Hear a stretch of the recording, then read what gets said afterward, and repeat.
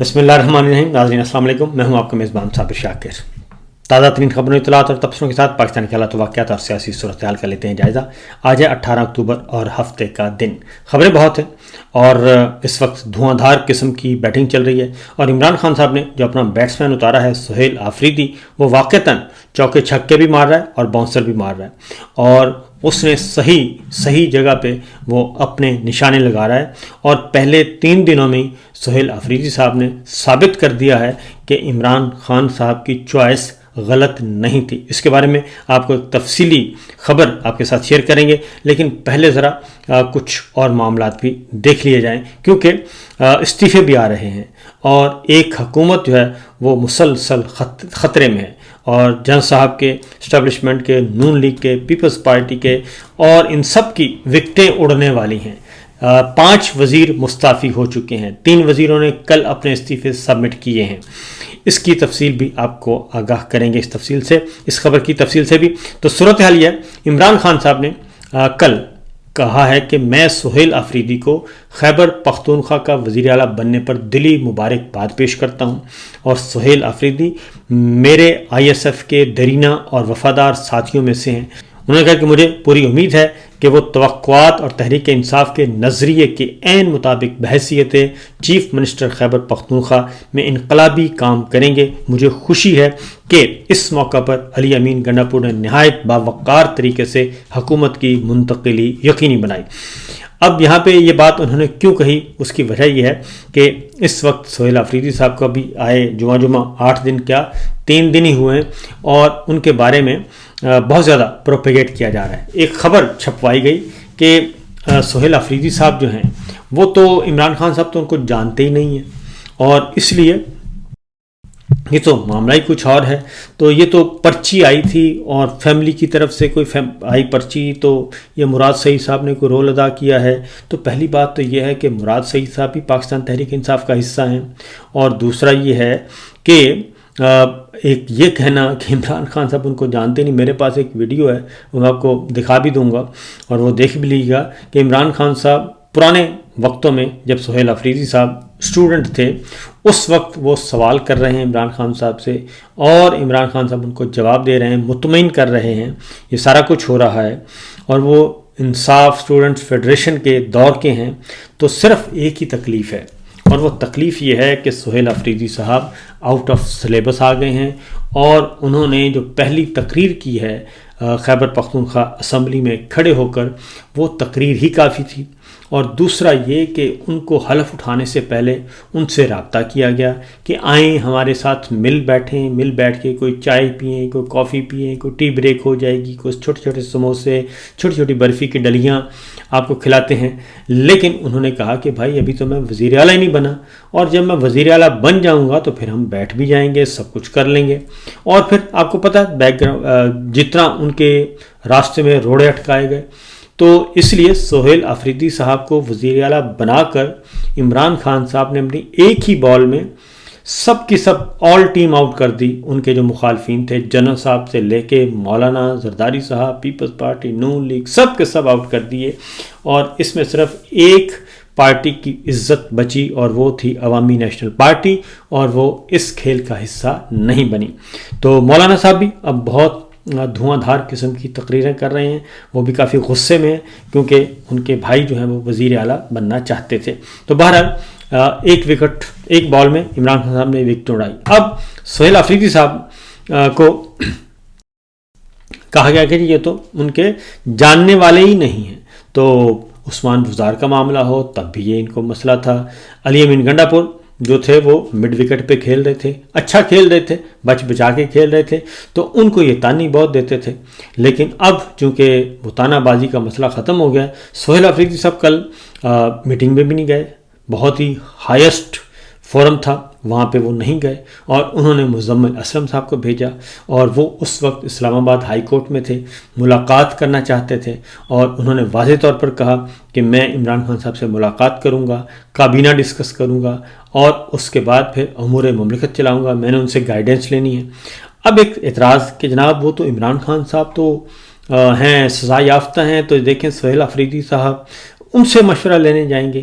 تو نواز شریف صاحب سزا یافتہ بھی تھے اور مفرور بھی تھے، اور وہ عدالت کو بھی مطلوب تھے، اور عدالت میں ایک انہوں نے بیان حلفی جمع کروایا تھا، اور اس میں وہ وعدہ کر کے گئے تھے وہ واپس آئیں گے، لیکن وہ واپس نہیں گئے، اور واپس وہ اس وقت گئے جب قاضی فائز عیسیٰ صاحب چیف جسٹس بن گئے، تو اس وقت گئے، اور اس وقت تک نہیں گئے کہ جب تک عمر رضا بندیال صاحب چلے نہیں گئے۔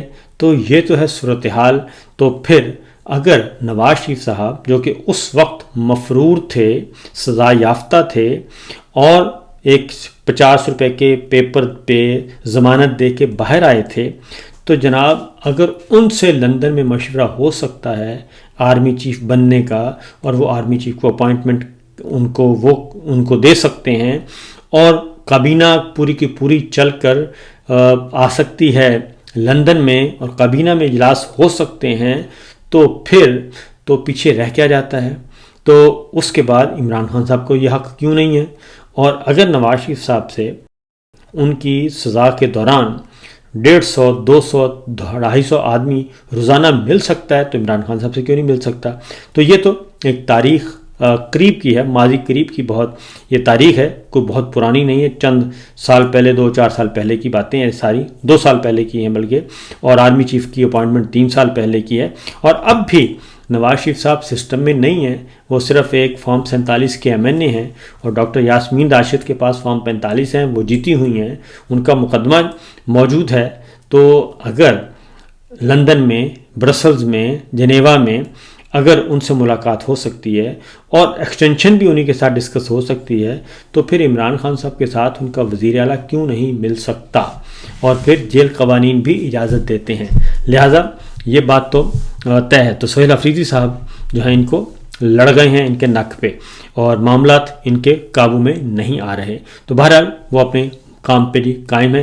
عمران خان صاحب نے آگے جا کے کہا جی کہ خیبر پختونخوا میں وزیر اعلیٰ کی تبدیلی کے مرحلے کے دوران سلمان اکرم راجہ صاحب اور میڈیا اور ہائی کورٹ میں بہترین کارکردگی دکھائی، انہوں نے جس احسن طریقے سے اپنی ذمہ داریاں نبھائی ہیں انہیں خراج تحسین پیش کی عمران خان صاحب نے، اور اس کے ساتھ ساتھ انہوں نے کہا کہ میں نے گزشتہ 2 سال میں جو قتل عام کے 4 بڑے واقعات ہیں، 9 مئی 26 نومبر، آزاد کشمیر اور مرید کے، یہ سارے کے سارے شامل ہیں۔ جوڈیشل کمیشن کے قیام کا پھر انہوں نے مطالبہ کیا، اور انہوں نے کہا کہ ان واقعات میں بڑی تعداد میں شہریوں کو شہید کیا گیا، اس لیے اس واقعے کی تحقیقات ہونی چاہیے۔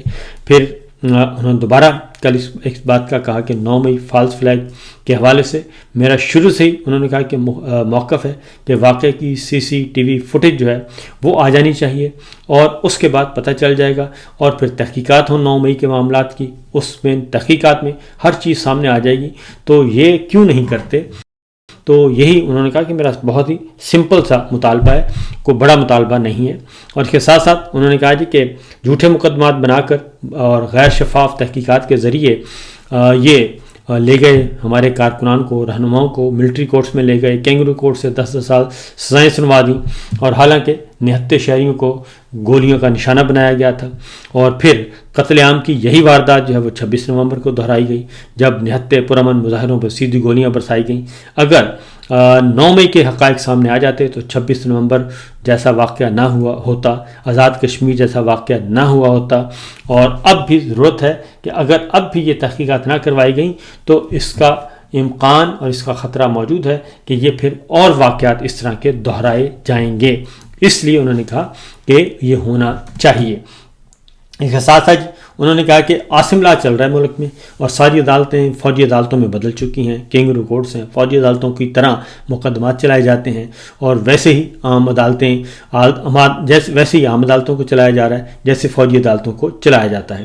اور 26ویں غیر آئینی ترمیم کے بعد انہوں نے کہا کہ جی عدالتوں سے انصاف کی توقع تقریباً ختم ہو چکی ہے، اور اس لیے انہوں نے کہا کہ یہ قاضی فائز عیسیٰ صاحب، جسٹس امین، شیخ عامر فاروق، جج عامر فاروق صاحب اور ڈوگر صاحب، سب کے پاس ہمارے کیسز اور پٹیشنز گئیں، مگر کہیں سے انصاف نہیں ملا، اور عاصم منیر، قاضی فائزی صاحب، سکندر سلطان راجہ نے ہمارا مینڈیٹ چوری کیا اور فارم 47 کی نااہل اور ناجائز حکومت مسلط کی، اور جن کے پاس پاکستان کو درپیش مسائل سے نکالنے کا نہ ہی کوئی حل ہے اور نہ ہی ان کی ایبلٹی اور نہ ہی ان کو جواز ملتا ہے کہ وہ ہارے ہوئے ہیں اور ان کو آپ اقتدار سونپ دیں اور اقتدار ان کے نام مسلط ان کو پاکستان پہ مسلط کر دیں۔ اس لیے انہوں نے کہا کہ تاریخ سے یہ ثابت ہوتا ہے کہ ملٹری ڈکٹیٹرز کا صرف بندوق کے زور پر جو ہے وہ ہر چیز کا حل نکالنے کا فارمولہ کبھی دیر پا اور کبھی کامیاب ثابت نہیں ہوتا۔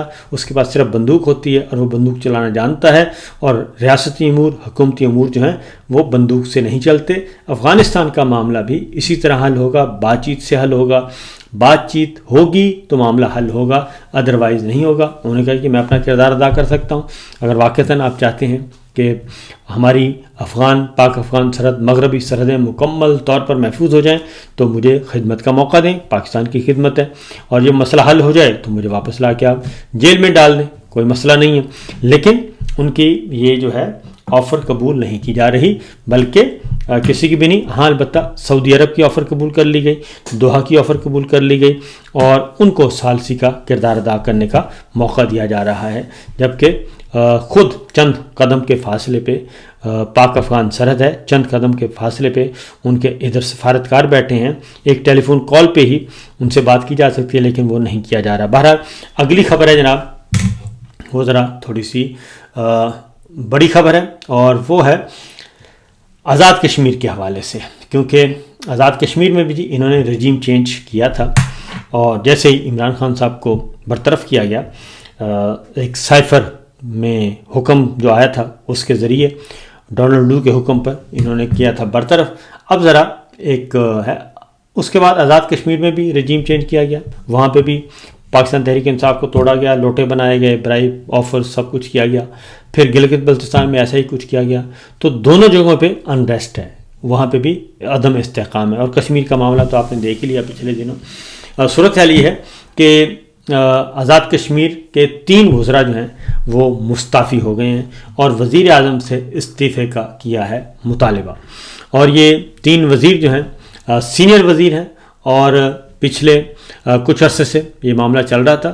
اب کابینہ کے وزیر اطلاعات پیر مظہر نے ناگزیر وجوہات کی بنا پر کچھ دن پہلے استعفیٰ دیا، اور کل جناب وزیر خزانہ عبد المجید خان نے اور وزیر خوراک چودھری اکبر ابراہیم نے مظفر آباد پریس کلب میں مشترکہ پریس کانفرنس کی، اور انہوں نے اپنے استعفے پیش کر دیے، جبکہ وزیر کھیل، نوجوانان اور ثقافت عاصم شریف بٹ نے اپنا استعفیٰ براہ راست وزیر اعظم کو بھجوا دیا، اور انہوں نے کہا وزیر اعظم سے کہ آپ بھی مستعفی ہو جائیں۔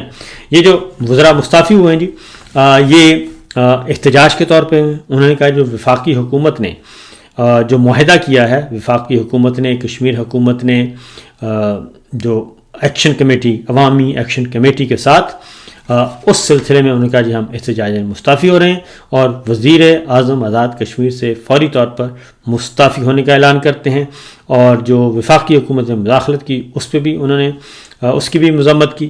تو یہ سب کچھ کیا جا رہا ہے۔ اور دوسری جانب ایک بڑی خبر ہے، اور وہ ہے تحریک لبیک نے جی ایک تفصیلی ویڈیو جاری کر دی ہے 14-15 منٹ کی، جس میں انہوں نے وہ تمام کی تمام لاشیں بھی دکھا دیں، وہ تمام کے تمام زخمی بھی دکھا دیے، جو مرید کے آپریشن، خونی آپریشن کے نتیجے میں جو جاں بحق ہوئے، شہید ہوئے، جو زخمی ہوئے، وہ تقریباً 15 منٹ کی وہ ویڈیو ہے، اور 15 منٹ میں انہوں نے تمام کی تمام حقائق بیان کر دیے ہیں۔ یہ ہے صورتحال، یہ ہے سچویشن۔ باقی خبریں انشاءاللہ اگلے ولاگ میں۔ فی الوقت دیجیے اجازت، اللہ حافظ۔